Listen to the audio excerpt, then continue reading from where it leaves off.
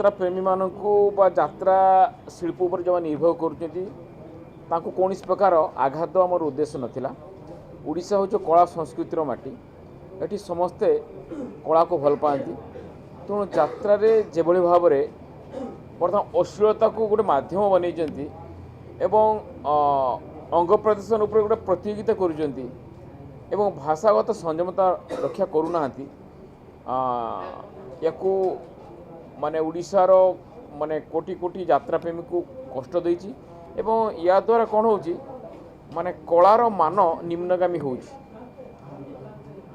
एते माने अश्लीलता प्रदर्शन हो यात्रा पैंडेल माने पारिवारिक लोक भाई भौणी बापा माँ सागर बसिकी यात्रा देखा संकोच कर। तेणु आज मु विधानसभा एक मान्यवर बाचस्पति दृष्टि आकर्षण कली जे या ऊपर गोटे रोक लग जाऊ जमती फिल्म रे गोटे सेंसर माने सेंसर बोर्ड अच्छी से भाया यात्रा पाई भी मध्य से भाया गोटे गोटे सीमारेखा रखा जाऊ जहाँफल कि